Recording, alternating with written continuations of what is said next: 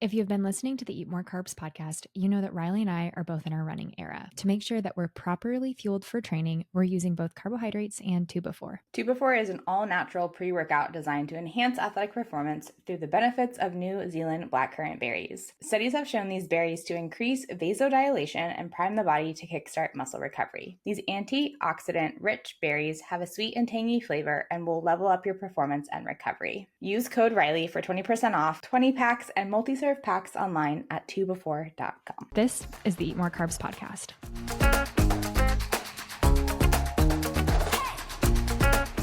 Hello and welcome back. This is the Eat More Carbs podcast. It's Jenna here with Reilly. We are two dietitians that talk all about nutrition for the girlies. Welcome back. We're so excited to chat with you today. Today, we're going to be sharing our high and low, so the good part of our week and maybe the part we wish had gone just a little bit differently. Then we're going to play a fun game of what's in your snack bag with a fellow dietitian, Liv. And then finally, we're going to provide our training update. If you didn't know, Reilly and I are running a lot right now. Reilly has an upcoming half marathon, and I just announced the marathon that I'm running in May. So we'll share a little bit about what's going on with training. So before we get into our fun game of what's in your snack bag, Reilly, what's your high and low? What's going on this week? This week I'm cold. It is the end of February right now. I thought we were maybe transitioning into spring, but it's still really chilly in North Carolina. I actually went for a run yesterday and it was freezing rain outside, but I had to get it done. Like you just said, we're in our running era right now. And I had this really weird experience happen to me that has never happened to me before. My tights got wet. My running tights got wet and the rain actually started to freeze on my tights and my legs were covered in frost. Oh my gosh. I didn't realize it until I got back into the house and I was like, why are my pants like white?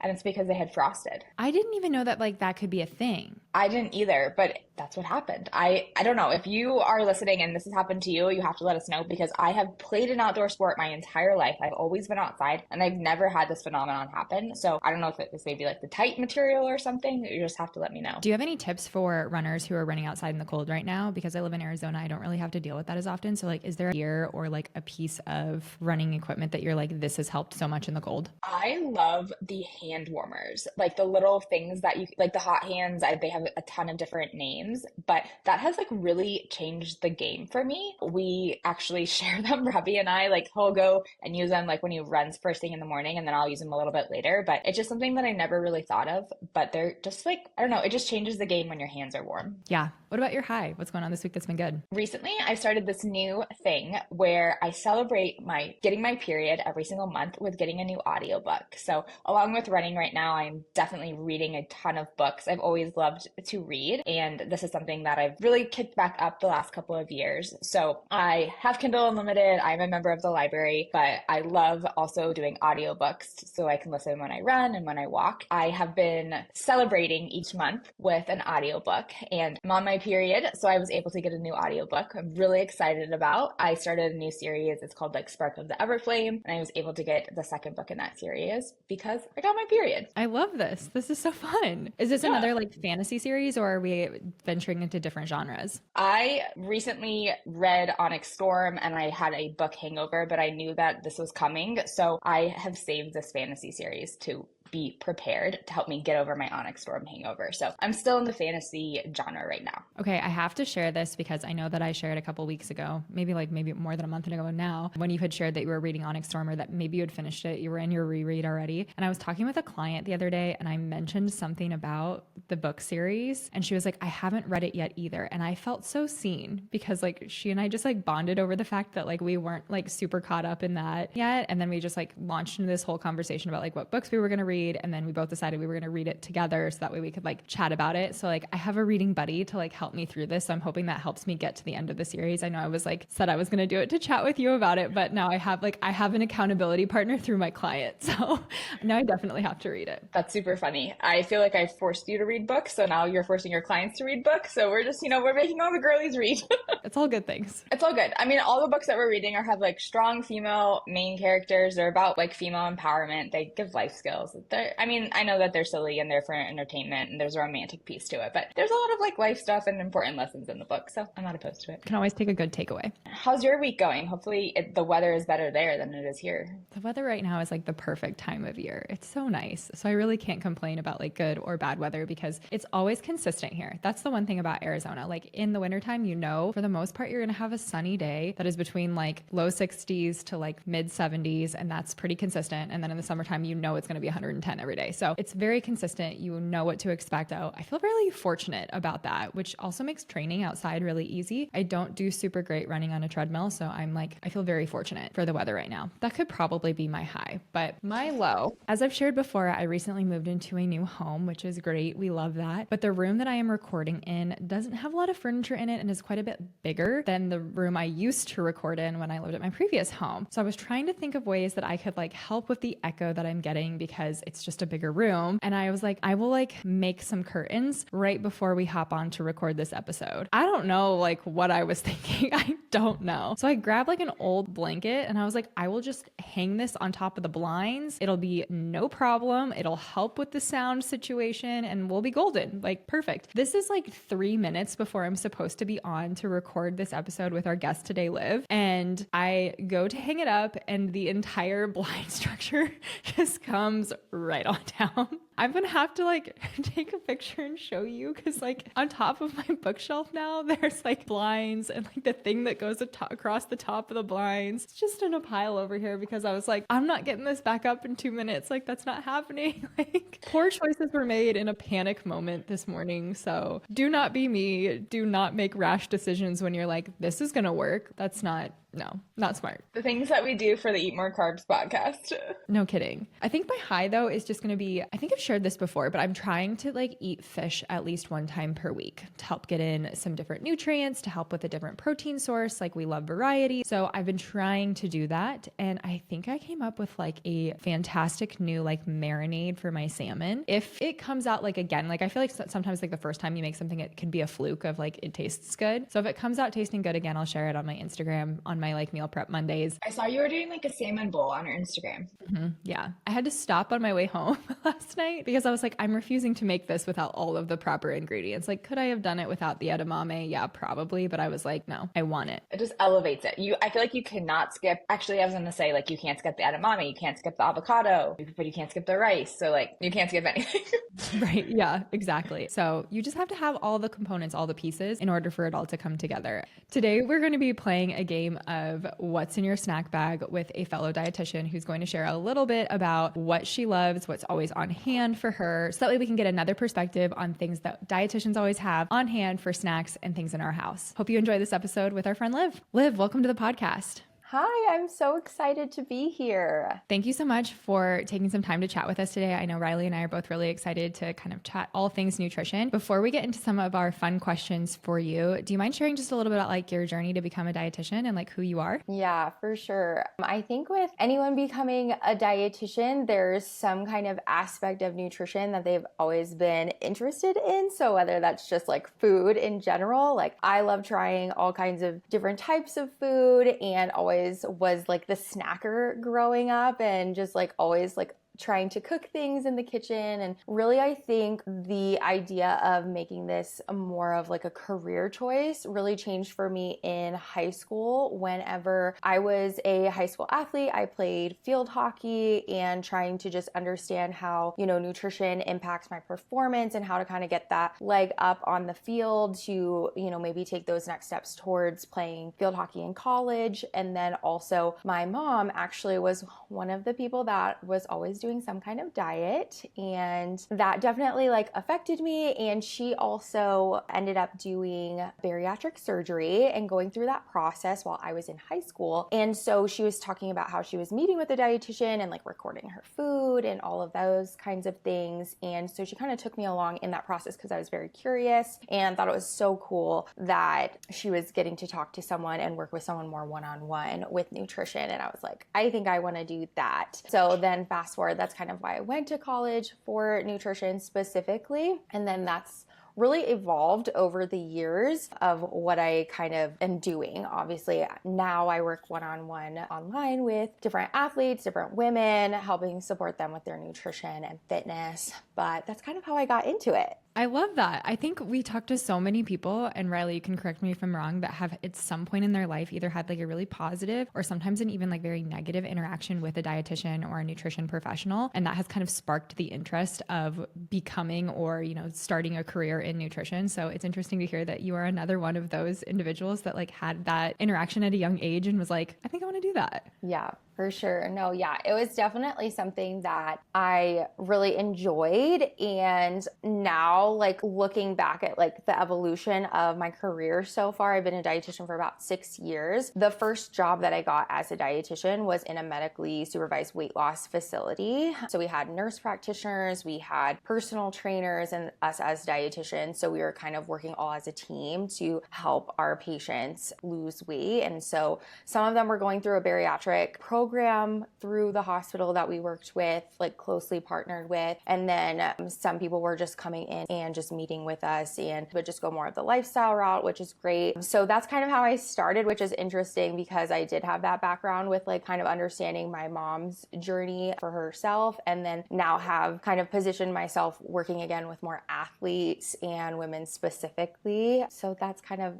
just so funny how things evolve and you kind of go down your passions. And that's what I love about being a dietitian too, is you can kind of follow your passions and what you're curious about. And there's always something else to kind of learn too. It's very diverse. That is so true. I feel like my first job as a dietitian is so different from what I do now, but I'm like very thankful for that opportunity and the experience that I have in those settings, even though like the clientele that I'm working with, the population that I'm working with is so different from what I am now. And like, I'm grateful that I have that, but it's not something I necessarily want to go back to either. Yeah, I agree with that. Today, we're going to play a little game of like what's in your snack bag, like things that you love as a dietitian. So first question, as a dietitian, like what are you never leaving the house without having on you?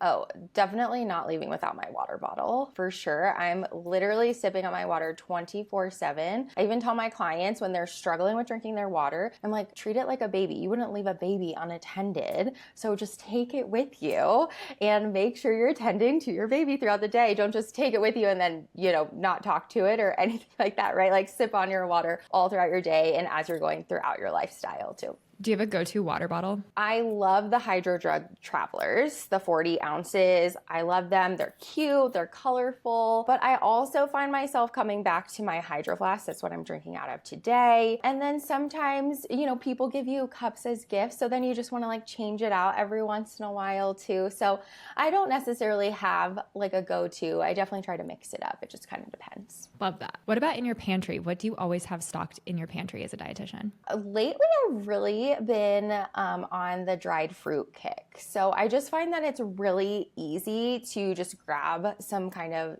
quick carbs, and obviously they have fiber and everything. So dried kiwi has been like my go-to recently. You can get them at Target, the Good and Gather brand, and they taste like sour candy to me. I also love pretzels. I think that's something like underrated. They are, good carbs. They got sodium if you, just had a workout or something like that. So I like to keep pretzels on hand. Those are kind of my go-tos right now. Pretzels are so good. Yeah. Do you have a favorite brand of pretzel, like one that you would pick over another? Oh, that is hard. Probably I'm just like a rolled gold person. I like the thin ones. I'm not like a thick pretzels, but I would say, so I'm originally from Pennsylvania and I also love soft pretzels, and I feel like they're really popular in Pennsylvania. And anytime I've moved a lot and anytime I've gone anywhere else, like soft pretzels just don't hit like they hit in like Lancaster County with the Amish or Philadelphia or anything like that. So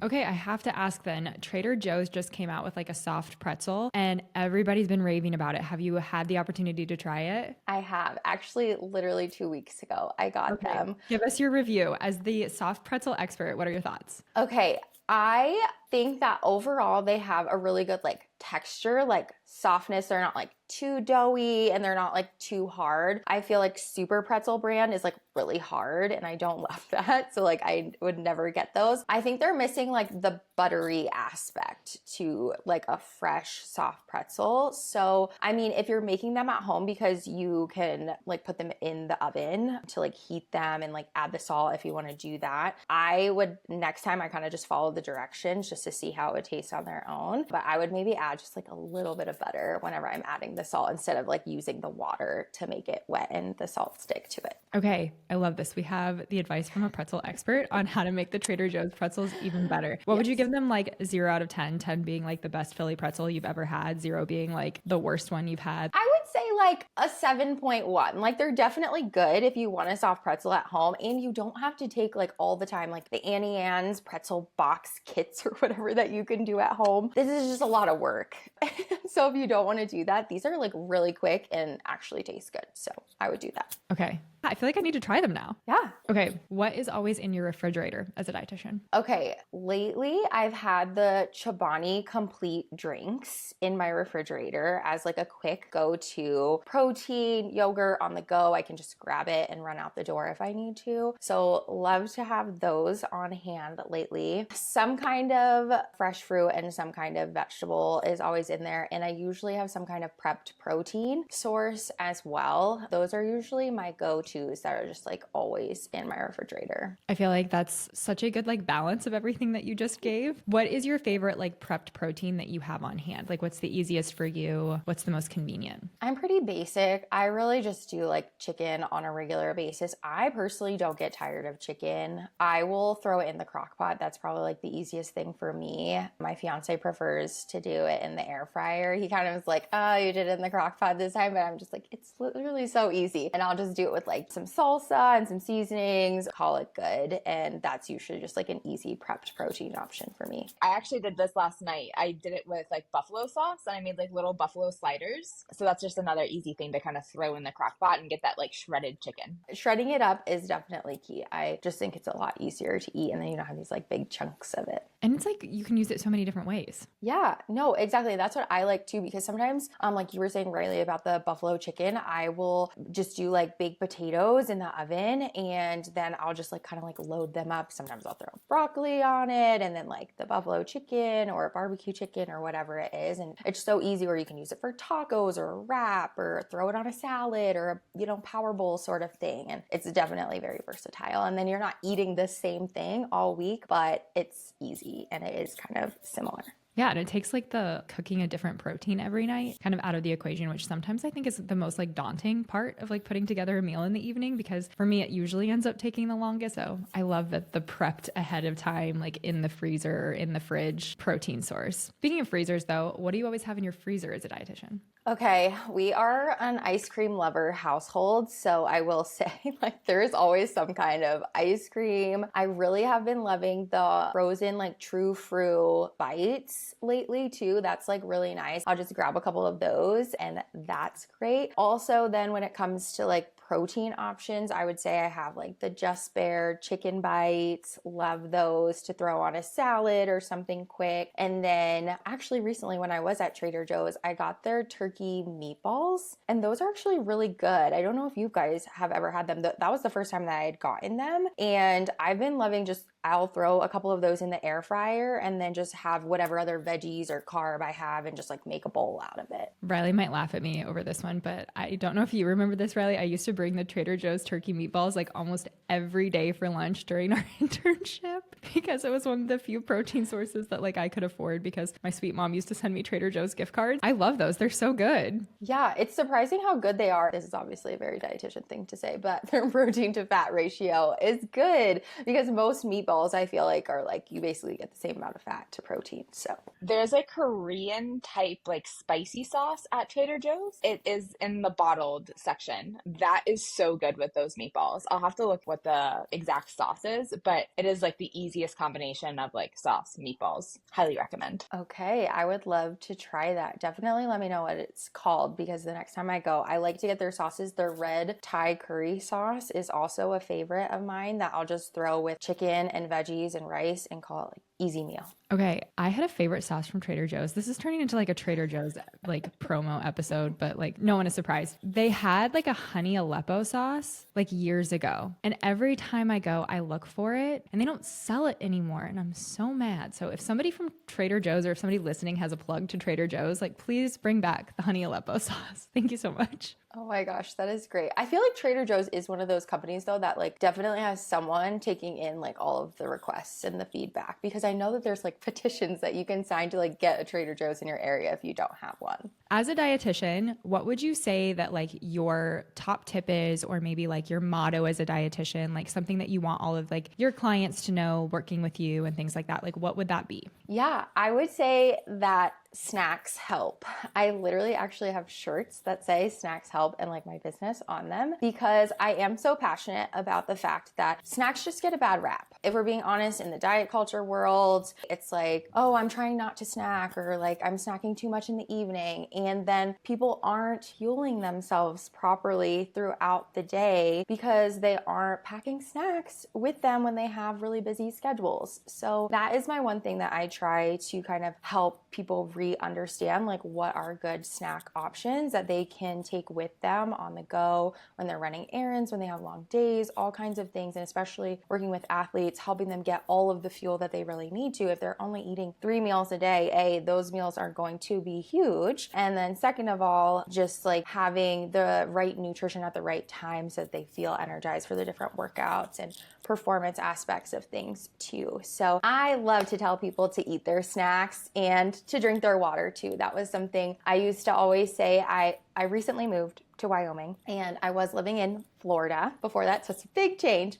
But anyways, at the gym that I was working at, I was coaching CrossFit, and the kids always knew, and honestly even the adults, the other coaches as well, but I would always tell my kids after I coached their classes, make sure that you're eating your snacks and drinking your water. And they were always like, okay, Coach Liv. Like, it was always so cute. That's my favorite thing. What's your go-to snack? Lately, it's been the That's It fruit bars and like a jerky or a chomp stick. That's like my go-to. If I'm running out the door, I'll just grab those. Both of those are available at Costco too. We don't have a Costco in Wyoming. I think the closest one is Fort Collins, which is where I go to Trader Joe's now. We'll take like a weekend trip, like once a month or every so often. I will have to get a Costco membership. I'm excited to go to Costco because I see all the things and, you know, people post about what they're buying and I'm like, oh, I don't have a Costco. I have a Sam's Club. At least you have a Sam's though. Liv, so we have 4 questions for you to end the podcast. We talked a lot about pretzels, so I think I might know the answer to our first question, but because it is the Eat More Carbs podcast, we have to ask you, what is your favorite carbohydrate? Yeah, I mean, I do love pretzels. I would say, though, I do really love bagels as well. So I would go with like a Dave's Killer Bread bagel and a little bit of cream cheese and feel great about that choice. Bagels and pasta are like the 2 carbohydrates right now that are in the lead on favorite carbohydrate for the podcast. So you added another tally to the bagels. I think it might have overtaken the pasta. Love a bagel. We love the bagels here. What is your favorite pre-workout fuel? I do like to stick to my Go-Go Squeeze packets. I think they're just so easy. It's just really convenient, and I know that like I'll always like feel good about that choice. But it kind of just depends on the day. Sometimes I'll change it up depending on like when I'm fitting my workout in. So I'm usually like a mid-morning to early afternoon person. It's definitely a good quick little snack right before I go, just a little bit more energy. So that would definitely be my go-to. Jenna, that's your go-to too, isn't it? Yeah, always have those in my pantry. Liv, what is your favorite post-workout fuel? Okay, post-workout. This is going to seem like, I don't know, very probably cliche as far as like sports nutrition goes, but I do love just a good glass of chocolate milk. It's probably my favorite. I wouldn't say I have it all of the time because it just depends on the day, but if I could choose and have chocolate milk on hand 24/7, I probably would have that. That is the clear winner of post-workout fuel recommendations. I think almost everybody has said like chocolate milk, and we could not agree more because there's just nothing that like hits like a cold glass of chocolate milk like after a hard workout. Yeah, it is so refreshing. Definitely. The last question seems to be the hardest question of the podcast, and it actually has nothing to do with nutrition, but Jenna and I are big shoe people here, so we are very curious and a little nosy on what is your favorite pair of kicks. Okay, I love to try new shoes. I would say if I'm just gonna wear like athleisure outfit out, which most of my wardrobe is, I feel like if I have to get dressed up and wear regular people clothes, I'm like, I don't know what I'm doing. I feel out of my element. How can I wear sneakers with this outfit and like adjust appropriately? So some kind of like colorful or cute Nike is usually my go-to in general. However, as far as like actually working out goes, I know you guys are in your running era, and I got a new pair of running shoes and I tried them because a lot of my CrossFit friends love the TYR brand. Have you guys tried any TYR brand of shoes? I haven't, no. The pair of shoes that I got, they are actually men's, and I'll tell you why I got the men's option over the women's is because I don't like that they tell you whenever you get running shoes that you should size up like at least a half of a size, right? But that makes the shoe too long for me. So what I did instead is I got the men's version of the shoe that I wanted and just got the size that usually fits me in like the men's sizes, however that works. I think it's like 2 different sizes down or something like that. But then it's a wider toe box. So it still fits like your foot the way it's supposed to, but it's not longer. So you don't feel like maybe your foot is sliding forward and backward. But anyways, they're a TYR brand of running shoe, and they're like the RD X1s, I believe, in all white. Absolutely love them. They're probably one of my favorite running shoes that I've tried so far. Dang, what a review. Reilly, we might have to try these. I'm really sad because my feet are too small for men's shoes. Oh no, that is sad. If I go down like a size and a half, I become a kid's size. Oh my gosh, that's so funny. I love that like thinking because I just had like so many light bulbs like go off in my brain, and I was like, well, I kind of have like a wide foot too, and I was like, this is such a smart idea. And then I was like, it's gonna be like a 5, like that's how small my feet are. So well, I wonder if like boy shoes would work the same way. I don't know. I'll have to try them out. But you said TYR. Yes, I do like a lot of their different shoes. I would say too, as far as like my lifting shoes go, or more of a cross training shoe, I do love the Rad Globals. I do love those. Oh, we have so many good shoe recommendations from you. Definitely love sneakers. Like I said, I like to try lots of different ones out. It is hard that a lot of these brands are just like online. Like you can't just go to a store. So you're having to like buy them, figure out what size you are. Liv, thank you so much for being on the podcast. We so appreciate you being here and talking a little bit about like things you always have on hand as a dietitian. If anybody wanted to follow along with you, reach out to you, what is the best way for them to find you? Yeah, I'm most active on Instagram. So you can find me at just Liv Be on the Table, and just shoot me a DM or let me know if you are doing any CrossFit competitions. That's primarily what I like to do. So if you're working on any skills or things like that, I would love to hear from you.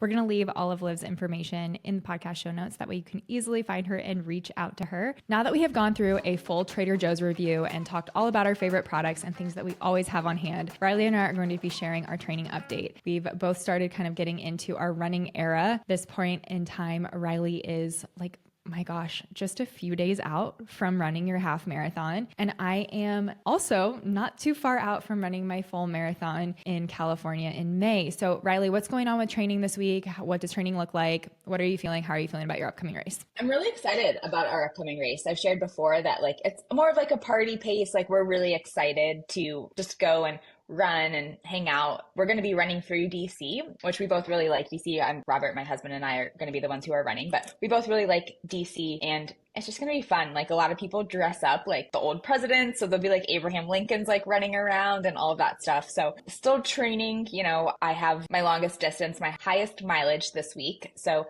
going to be kind of like peaking right now with my 4 runs this week, and then just kind of slowly tapering down and getting ready for the big race, I guess. Well, next week we'll have to ask you about like how the peak mileage week went and like how you're feeling leading into your race, because I'm anticipating you'll probably pull back a little bit from that leading into your race day. Yeah. And it's crazy.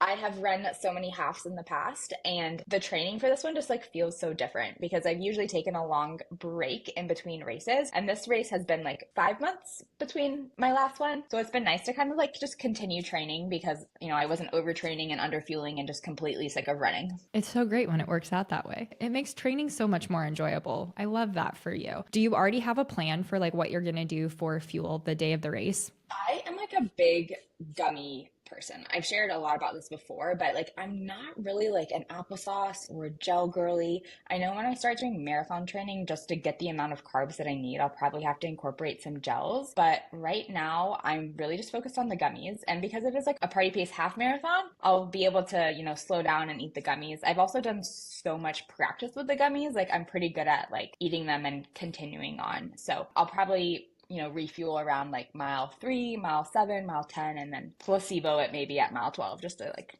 boost myself a little bit more to the end. The race actually starts at 8, which I feel like is really late for a race. So we've been talking about like we might just eat breakfast at the hotel because it will be available and it'll be open. And it feels weird because most of the races I have done in the past like start at 6:30 or 7 and I'll have to drive. But we wanted to be near the race so that we had access to like a bathroom and we could just easily walk to the start line. Okay, this is so interesting that you brought this up because my marathon starts at 5:30 in the morning. So I am bringing my coffee machine and I am bringing my fuel. Like I know that I'm going to need to bring everything that I need for such an early race, but I picked the hotel because of the proximity to the start line. And I was like, if I can stay inside, that's going to be a game changer. I'll share my training update real quick. Basically, we're just starting into the whole big blocks of marathon training. Long runs are on Saturdays, shorter and mid distance runs are throughout the week, and then spacing in still some strength training to keep up with that too. I'm really going to make sure that like my legs and my hips are really strong for this one because I felt like that was the area that when I ran my last marathon felt the most fatigued. So I want to make sure that like I am good to go. I am stretched. I am good on all of those aspects that like I felt could have used improvement the last time I ran my marathon. How many days a week are you going to be running? 4.